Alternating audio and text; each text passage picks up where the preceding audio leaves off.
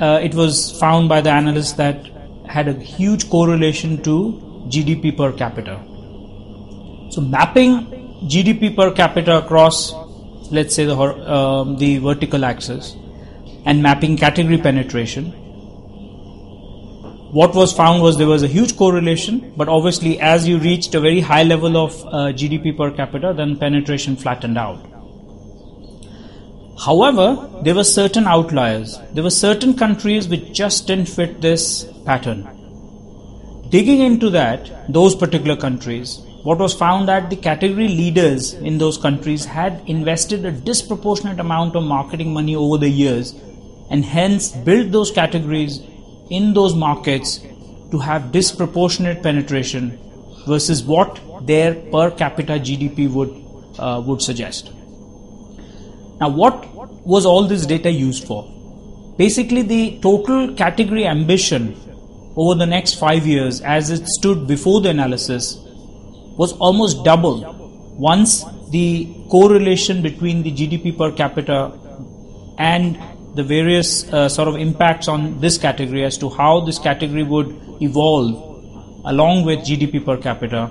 The overall ambition for the business was doubled, and a clear case of how a good understanding of categories, good understanding of economics, good understanding of how spending patterns of consumers evolve given, as various things happen. This analysis was very useful, and the business actually made huge progress because the lens that they were using to determine their ambition was not as effective as this new lens, as this new dimension was. A clear case of great analysis with deeper insights. Let me illustrate how in-depth understanding of volume forecast helps in driving the business decisions. This example is from a hair care category. In one of our projects, we were trying to launch a low unit price variant for our shampoos, and we were trying to get a steep price reduction to match our consumer expectations. But the issue which we were facing was the financial economics wasn't working out because team was trying to maintain the same product formulation as the premium variant. And the logic which they were giving was that they don't want to dilute the product performance and the consumer acceptance, which I thought was completely fair. But then it was up to us to make sure that the financial economics work out or lose this business opportunity. So as a finance team, what we started looking at is what's the kind of volume forecast and where are the main sources of volume. And we realized that 80% of the volumes are coming from southern part of India, where women, which is our main target audience, is using those shampoo to wash off the oil from their hair. Then we realized that these women who are oiling their hair frequently don't need the conditioning in their hair because they're using the oil, and then in that case we don't need the expensive conditioning ingredient in our shampoos, which by the way would solve our margins issue. So based on this understanding of the volume forecast and the consumer behavior, finance team was able to convince the other teams, in the broader team, that they reduce the conditioning ingredient from the shampoos and make this project financially viable. So it's very important to get the volume forecast understanding right, which then helps in terms of solving where the bulk of the volumes are coming from. Excellent. Thank you.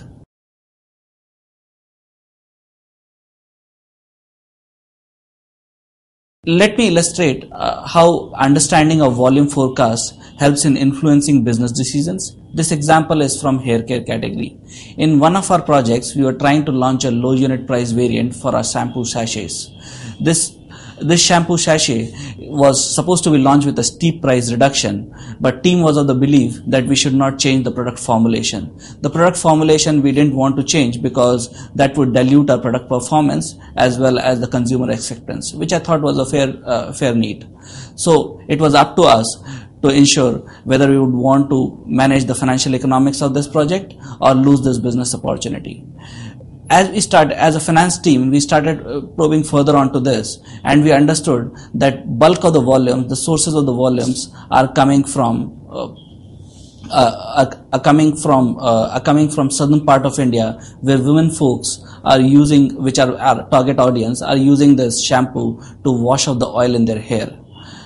Then we realize that these women are oiling their hair very frequently, which actually helps in conditioning in their hair. Then that effectively means that we don't need conditioning ingredient in our shampoo formulation.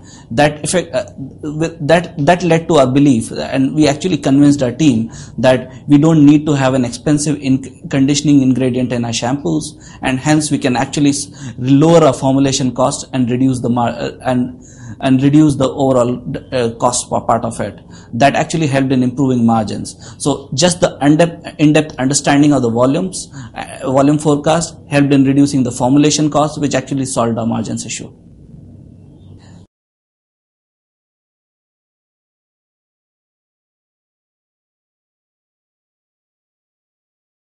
Hi. Let me illustrate how understanding of competitor P&L and category management helps in influencing the business decisions. We realized that one of our competitors is making bulk of their money, about 60% of the money, from Americas in one of the in their declining brands. So what they were doing is they were milking those declining brands and they were investing that money back into their drive brands. That's what their business proposition was. We understood this analysis very carefully and tried to look at it in terms of how can we apply for on a category management. Then we approached our sales guys, who in turn approached our retailers, and they explained to them as a category captains on what they need to do with those shelf spaces. They explained to them that these declining brands are leading to a category volume decline, and based on that, if they if they keep maximizing those shelf spaces, that might lead to a category volume decline. So if they want to maximize the ROI as well as the category volume growth, they need to look at the shelves. They need to look at reducing those shelf spaces or delisting those brands. The retailer understood this analysis very carefully, and once they understood this, they actually approached our competitors for these shelf spaces. Based on that, our competitor actually made a distress sell of these declining brands, and that actually led to drying up of sources of funds for driving their drive brands. Net, understanding of competitor P&L, where they are sourcing those money from, as well as the category management, helped in influencing the business. Let me give you an example of how finance is often guilty of looking at a problem only from the cost point of view. I was working on a cosmetic brand in Japan. The P&L suggested that the lipstick category had perennially negative margins. As a young finance manager, I was eager to recommend either exit or at least restructuring of this loss-making line. But when we did the competitive analysis, we found that all other players were continuing to stay invested in the lipstick line, despite the fact that most of them were making losses in lipstick. Interviews with experts suggested that the lipstick category played a very critical role in the overall cosmetics business, in that it incited the women to come to the counter. Women came, attracted by the lipstick, and then ended up buying